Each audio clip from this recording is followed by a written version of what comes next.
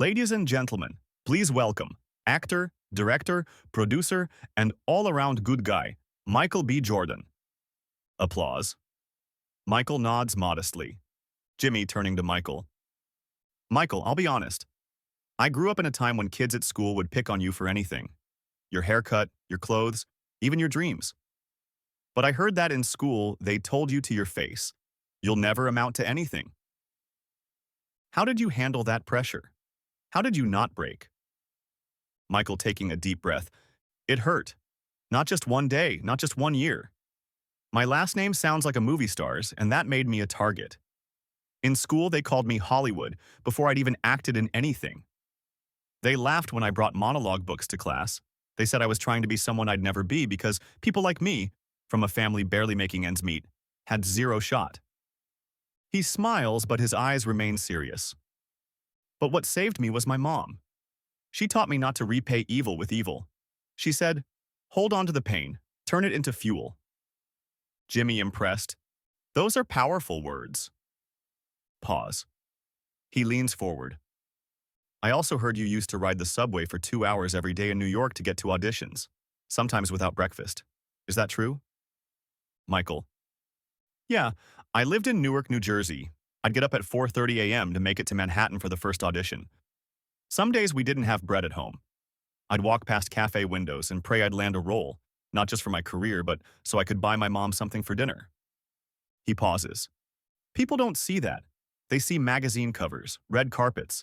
But before that, there were years of me just holding onto the subway rail in a rain-soaked jacket with a head full of fear, but even more faith. Jimmy quieter, almost reverent. That's so human. He pauses, glancing at the audience. You know, we have a lot of older viewers in the studio tonight. I'm curious. What would you say to those who feel it's too late to change their lives? That their chance came and went? Michael looking at the audience, softer. I'd say a chance isn't a date on the calendar. It's an inner decision.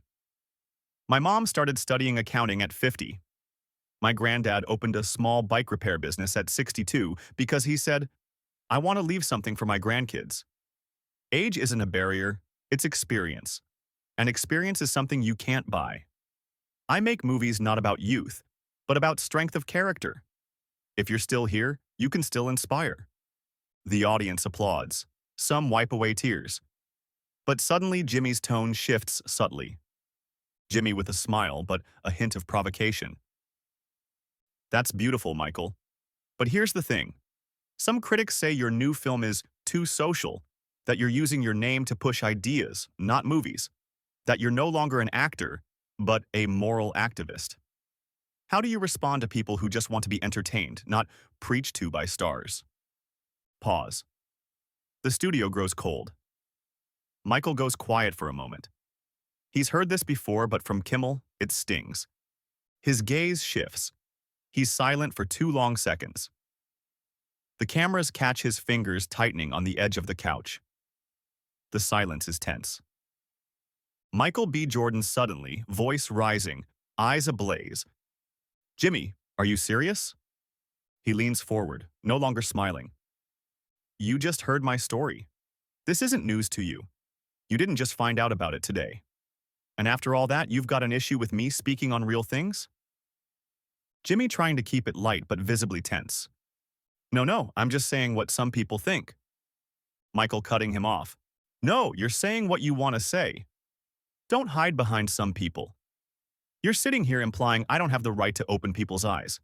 What, once we make it to the top, we're supposed to shut up? I wake up every day thinking, what can I change?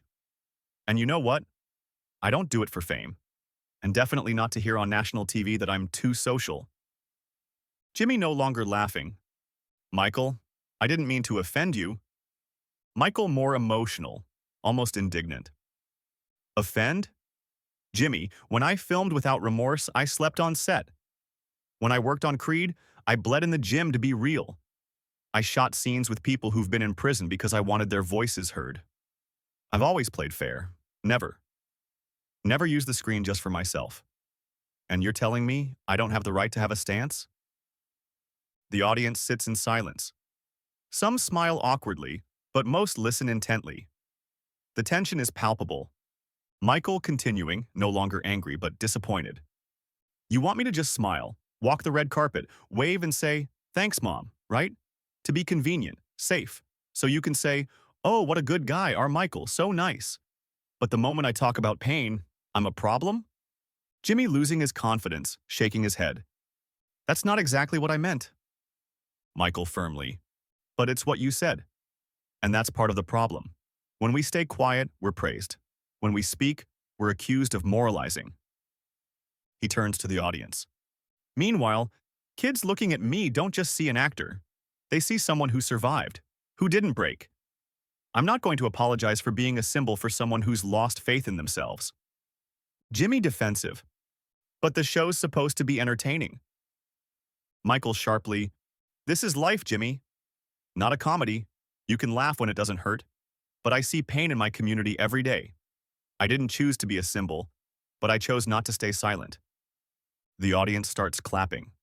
Not everyone, but those who get it. Sincerely. Michael looking at Jimmy almost quietly. If you can't accept that, maybe the problem isn't me. The studio falls silent. Cameras capture faces. Jimmy's lips tighten. He wasn't expecting such a strong hit from a slightly provocative question. And it seems Michael just proved a point. No theatrics. No dodging. Just truth. Jimmy. Listen, Michael. Pause. He swallows. You're right. I sometimes forget that for some, a microphone isn't just a tool for jokes. It's their only chance to be heard. Michael looks at him, silent. Jimmy continues. I grew up in a different world. And you know what? That's not an excuse. It's more a reason why I need to listen more than I talk. Michael doesn't respond. Jimmy, dropping the host mask for a moment, speaks sincerely. I didn't mean to diminish your voice. I've spent a long time trying to entertain people, especially older folks. It's hard for them to face new realities sometimes. So I try to keep it light. But you just made me, and them, think. And that matters too. Michael softens slightly. His voice is calmer. Michael. I respect that, Jimmy, honestly. He smiles faintly, but his eyes stay serious. I'm not against humor, but I'm against using humor to cover up fear of hearing the truth. Jimmy, with a light smile. Well said. Pause. You know, we've got viewers over 60 here. Some still watch because we're part of their evening ritual. Michael warms up a bit. He smiles. Michael. My mom's around that age too. She always says, if you don't tell people the truth now, tomorrow might be too late. Jimmy relieved. Sounds like your mom and I agree on the big stuff. Silence. Then abruptly shifting tone, almost jokingly but with a chill underneath. But here's a question, Michael. You talk a lot about fairness. So why, on that set where local stunt performers were supposed to work, did you bring your own team from LA? Even guys who'd worked in that town for years were left jobless. A blow. Jimmy's tone is too calm, too controlled. This isn't a light question. It's a knife under the ribs. The studio gasps. Cameras shift to Michael. He freezes. Michael, eyes narrowing, face tightening. You're going there? Really? After everything I just said? Jimmy raising his eyebrows. Just asking. The audience is curious, Michael. Silence. The tension rises again. Michael pauses, but not for long. Michael firmly. You want to know why I brought my team? Because on the last set where I left it to the locals, my stuntman almost died. He was working at height without a harness because someone forgot to hook it up. I'm not playing roulette with my people's lives anymore. I'm responsible for them, Jimmy. I bring the ones I trust, not because they're from LA, but because they're my family. Jimmy hoarsely. Okay, fair enough. That sounds like the truth. And it sounds like leadership. Michael to the audience. You know what? I'm sitting here arguing like Jimmy and I are at a bar, not in front of you. But this is your show as much as it is his, right? You're all here. You listened. Maybe you've got stories that hurt too. You've seen me grow on screens. But no one knows what someone's really been through. And maybe it's time not just to talk, but to listen. Does anyone out there want to ask something? Honestly, from you, not what's in the script, but what's in your heart?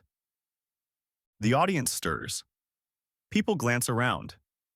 A man in his 60s, wearing a cap, cautiously raises his hand. The camera zooms in. Jimmy stays silent. For the first time all night, he's truly listening. Man from the audience. Mr. Jordan, do you still believe in people even after everything? After the school bullying, the doubt, all this pressure? Michael. Yes, because I'm one of those people. I know pain can destroy, but more often, it teaches. Not everyone's good, but the good ones are out there. And it's for them that I'm still here, on this stage, in front of you. Jimmy. This wasn't a typical night, and maybe that's why it's one of the best. Thank you, Michael.